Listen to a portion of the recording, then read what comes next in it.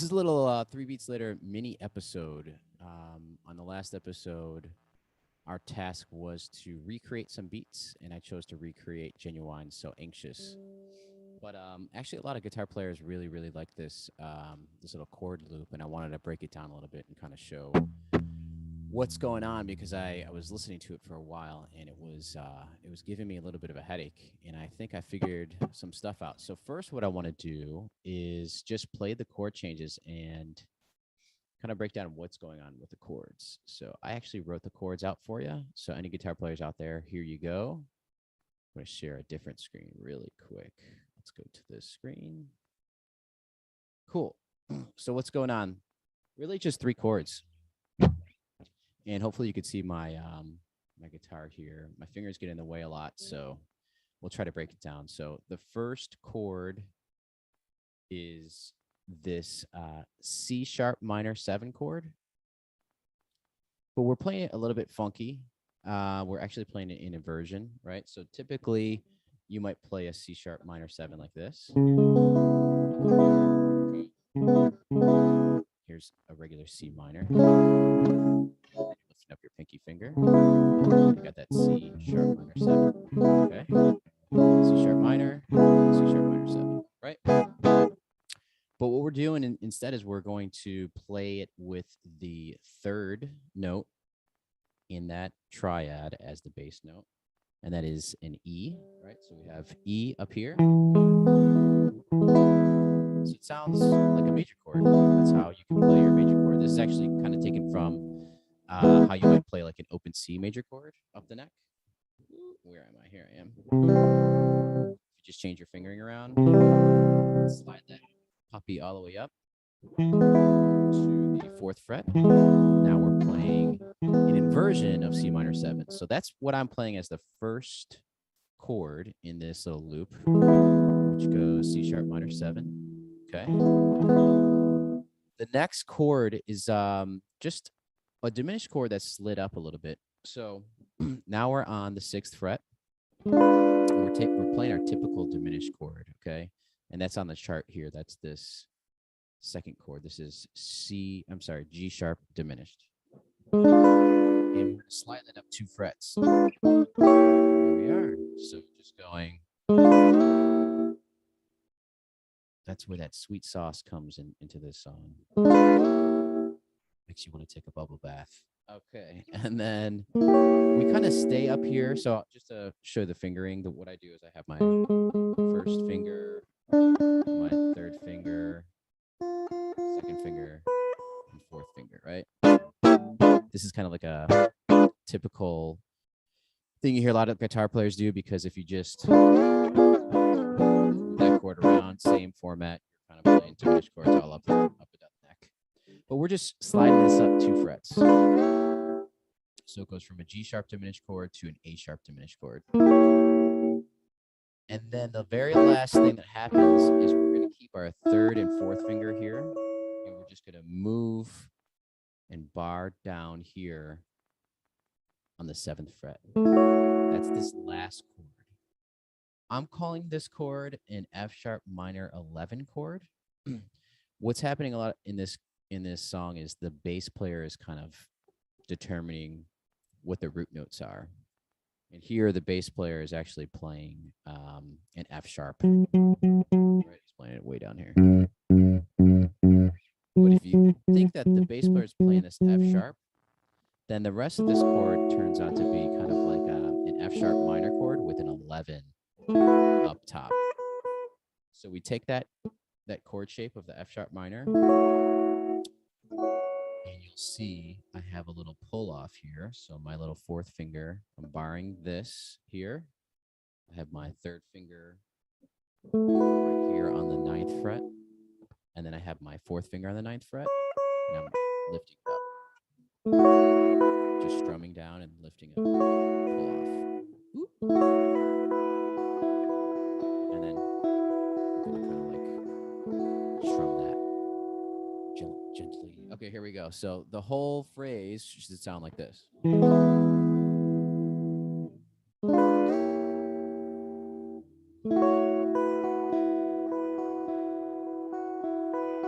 then over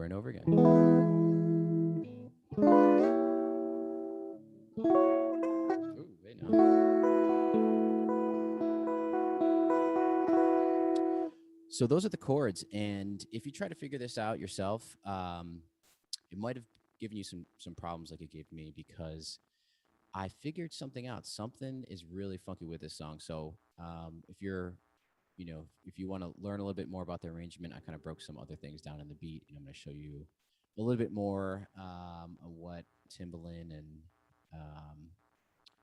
the rest of that crew that wrote that song is doing here. So I'm going to turn this into different, share this other screen really quick. So let's get back into the beat. So the reason this is a little tricky to figure out is because the actual sample, that little that guitar sample, when you try to really learn it and like figure out what those chords are, it might sound like it's like a little off. And the reason for that is that the whole song seems to be sped up. And just with a little trial and error, what I did was I was able to take the sample and actually push it down about 30 cents. So it's not even a semitone down. It's in between one semitone. And it's about 30 cents difference. So let me show you what that looks like, actually. Let me go back to the sample. Let me open it up. So if you take the whole song and you're in Logic, here's the whole sample here. In Logic, it allows you to take any sample, and once it's in the one-shot mode, you can actually fine-tune it in the pitch. So, if this is at 0 cents, it would be right how the song sounds regular. But if you push it down 30 cents, then what you'll start to hear is now every single instrument is in tune again. So I don't know, Timbaland, if you're watching this, I don't know if you had the song at 94 BPM-ish and it was just too long, so then maybe you sped it up about 30 cents. That sounds like what they did. So they moved it 30 cents up, and then that could have shortened the length of the song. Or maybe there was like some pitch issues or something like that. Or maybe just to give it a different vibe, they kind of put it in between two notes. So when you're trying to learn the song, it sounds really crazy because you continuously think like you're out of tune. So what I did was I pushed it back 30 cents to get it back in tune, figured out the chords, and then played to it. Okay, cool. So that's the little secret that's going on with this song. And I'm going to break down what else is going on. So we'll kind of go piece by piece.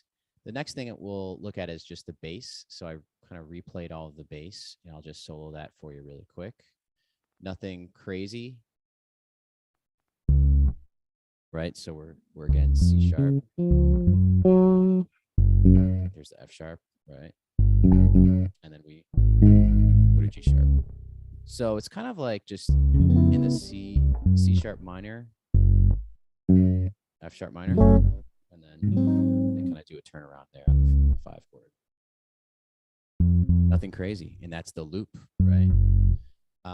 There's a lot of cool stuff that the bass player does a little bit later in the song, but we're not really going to listen to that. Let's talk a little bit about processing. With the guitar, what I'm doing is kind of like EQing a bit, so it sounds a little more like a sample. It sounds like maybe, all the lows taken out on the EQ right now. Took off some high end. So it sounds like it's kind of played through a radio. I didn't do anything special with the bass yet. All right. Okay, what else is going in the song? So let's look at the drums. Let's break down the drums. Now, for a Timbaland beat, a lot of Timbaland stuff is like really intricate, has a lot of bounce. This is pretty straightforward. Now, I didn't really dig too deep into what's going on, but I am showing like the grid here so you can kind of see what's going on. So let me just press play. Right? We got like a 2-step hi-hat pattern. It feels like a halftime type of beat because the snare is falling on this 3rd beat here. Nothing crazy, right? We got chimes being played. I just used any Logic sound that I found. This is like the best sounding chime.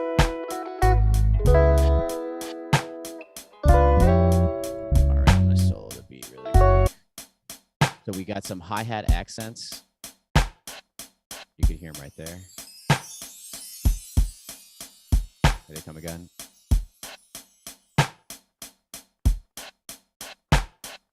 Nothing crazy. Just adding them in where they were.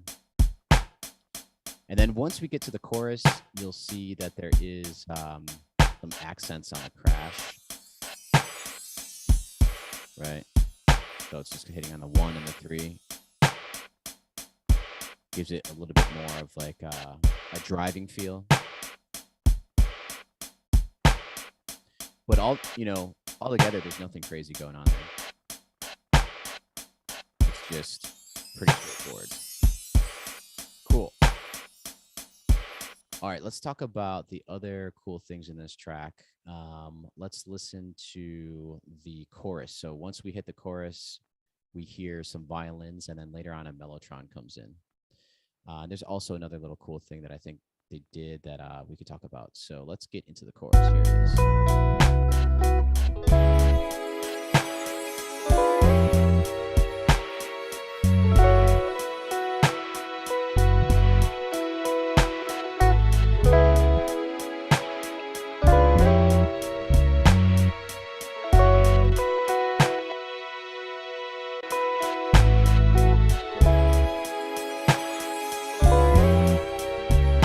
So first, let's start with the violin. Pretty straightforward. We're just kind of like playing on those same chords, right? You got yourself a C sharp minor 7, E sharp diminished, and then you're ending on an F sharp. 3 chords. And we can look at the MIDI. This is what the MIDI looks like too. It's just going over and over again. Just loop that pattern right there.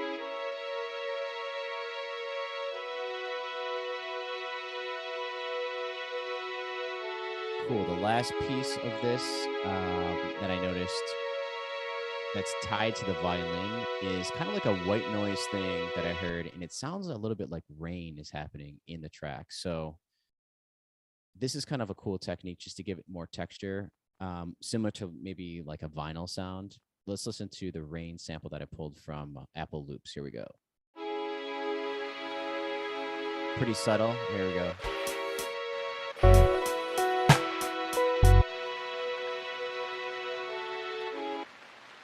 Sounds like white noise, almost like vinyl, but with the violin together, that sounds pretty cool. Cool. And then the last thing is a little mellotron, and I'll solo this really quick. I bounce this down so you could hear that.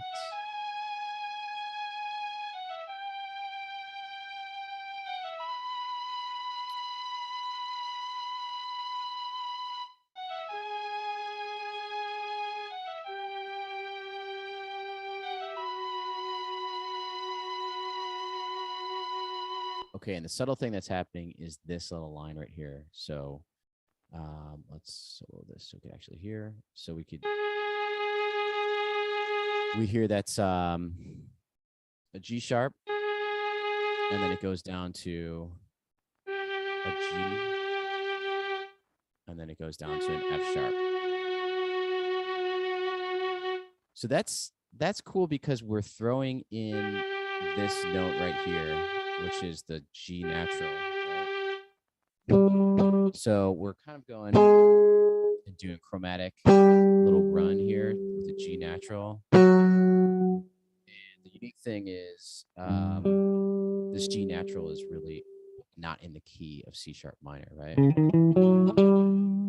Right, we have that little thing going on right there. So it is really interesting because we're walking down chromatically. We're going from G sharp, G, to F sharp, and it adds a little more flavor in there. So I'll just kind of play the mellotron with the violin together, just so you kind of hear that too. Let's solo these, and here it comes.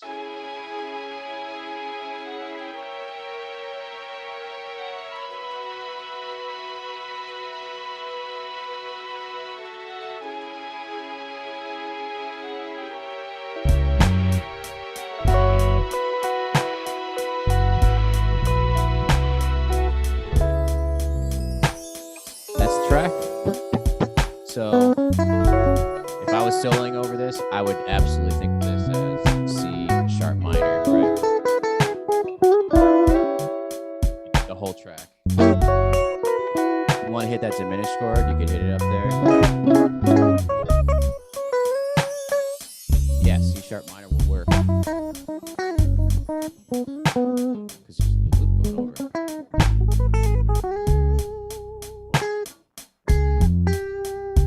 There's that natural G. Oh, yeah.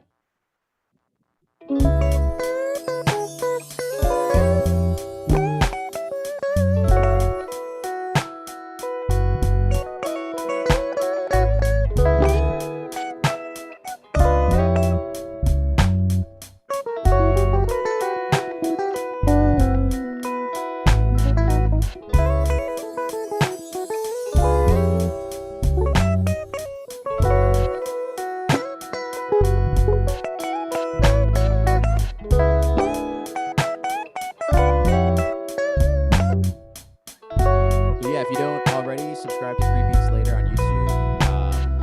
We break down music every week.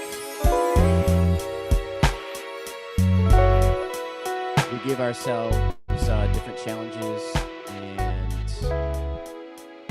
you know, this upcoming week we have a pretty cool challenge. So it's a show for beat makers, loop makers, sample makers, songwriters, producers, all of that. We kind of just hang out, talk about music, give ourselves a challenge each week. So if you don't know about us, check us out. Also, would love to hear from Timbaland on any other insights, and hear from you if you know anything else about Ginuwine So Anxious. Just put it in the chat or send us a quick email. All right, peace.